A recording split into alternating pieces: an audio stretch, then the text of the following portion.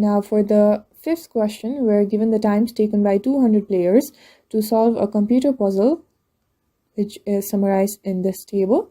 So 0 to 10, there are 16 players, 10 to 20, 54, 20 to 40, there are 78, 40 to 60, that's 32, and 60 to 100, that's going to be 20 players. So we need to draw a histogram to represent this information. So histogram is similar to a bar diagram, so we're only going to draw a bar diagram for each of these values. All right. So I'm going to draw the axis first. So this is going to act as the x-axis. And always in the histogram, the x-axis is going to act as what information we're recording. So that's time in this case. And the time is given in seconds. All right. Now, since we have the maximum time of 100, I'm going to break it down with the value of 10. So that's going to be 10 seconds. That's 20, 30, 40, 50, 60, 70, 80, 90, and 100. All right.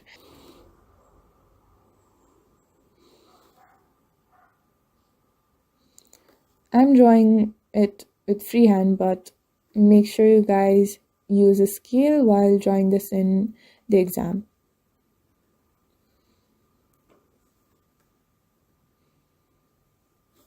The y-axis is going to be that of frequency density.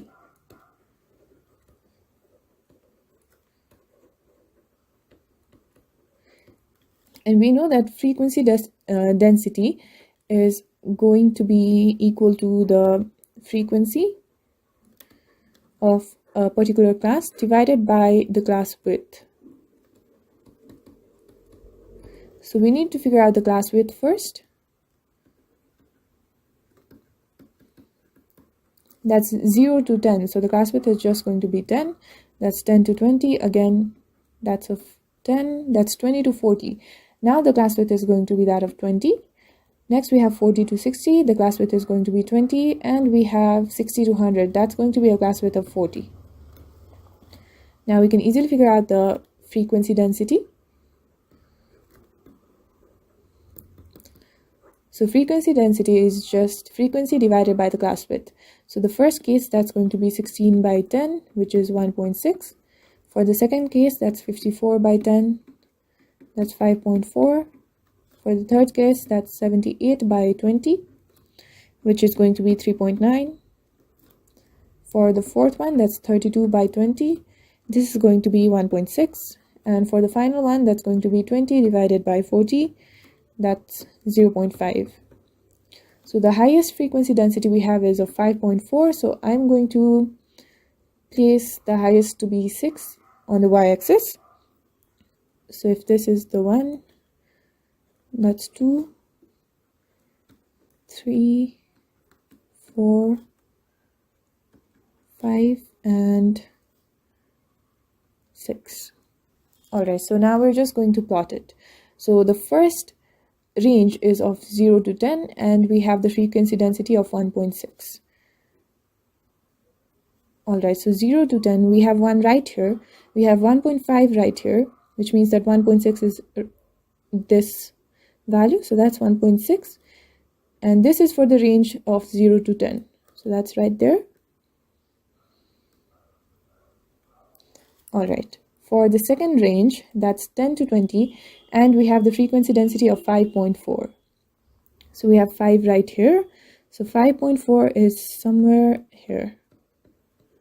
And this value is for the range of 10 to 20. So let's draw up the bar.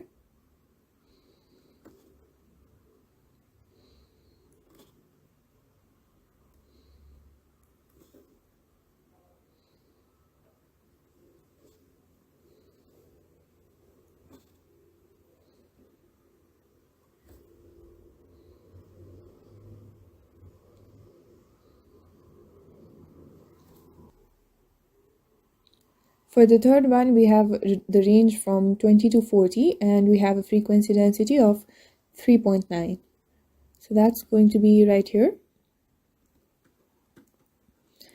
And we have the range from 20 to 40.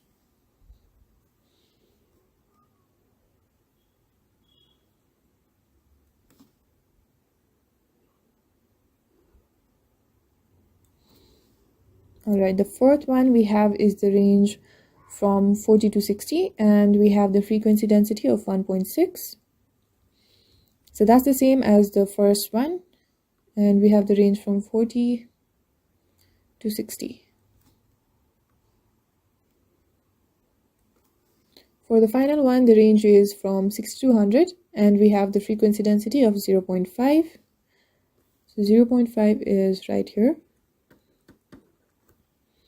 And we have the range from 60 to 100. So this is going to be the required histogram. Make sure you guys use scale and don't draw it freehand. Now we need to figure out an estimate of the mean time taken by these 200 players. So we have the time given in range. So the first one was 0 to 10. The second one was 10 to 20. Third one was 20 to 40. Fourth was 40 to 60.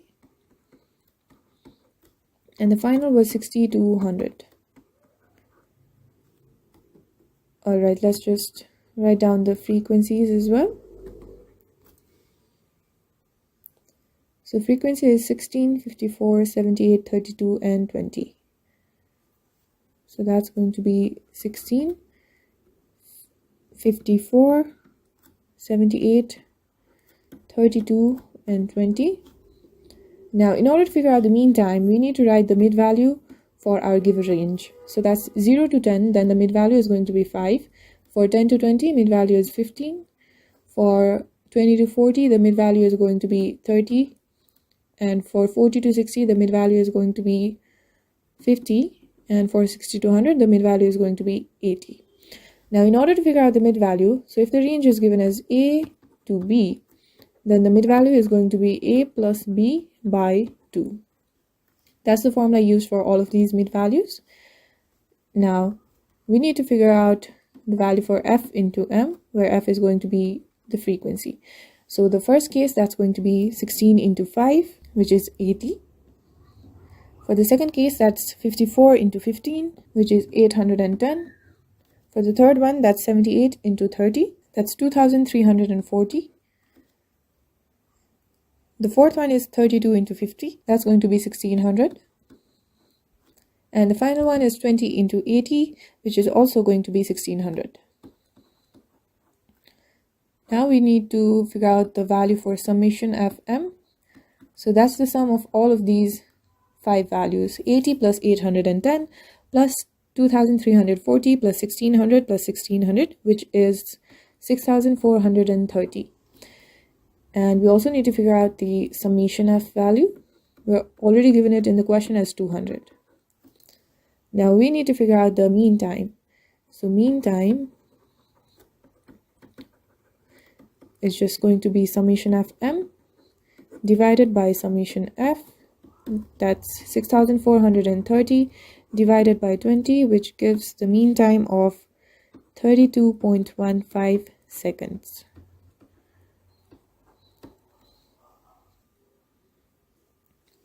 Now we need to figure out the greatest possible value of the interquartile range of these items. Alright, we know that the interquartile range is going to be the difference between the upper quartile, which is Q3, and lower quartile, which is Q1. So we need to maximize the value for this difference, right? Now, in order to figure out the Q3 and Q1, we need the value for cumulative frequency, which I'm going to drop right here. So that's going to be CF. For the first one, it's going to be 16. For the second one, that's going to be 16 plus 54, which is going to be 70. For the third one, that's going to be 70 plus 78, which is going to be 148. For the fourth one, that's going to be 148 plus 32, which gives the value of 180. And for the last one, that's going to be 180 plus 20, which gives the value of 200. Now let's figure out the Q3 first. So Q3 is going to be 3 by 4 into n. So this gives us the class. So that's 3 by 4 into 200, which is 150. Now 150 is greater than 148, so that's going to lie right here. And the required range is 40 to 60. So the class for the upper quartile, Q3, is going to be 40 to 60. Now for the lower quartile, it's going to be 1 by 4 into n. That's going to be 1 by 4 into 200, which gives the value of 50. And 50 is going to be included right here. So that's the corresponding range of 10 to 20. So the class for Q1 is going to be 10 to 20. Now we know that we have the value from 0 to 100. And the class for Q1 is going to be 10 to 20. And the class for Q3 is going to be 40 to 60. So this is going to be the range for Q1, this is going to be the range for Q3. And we need to find a value that maximizes the difference between Q3 and Q1.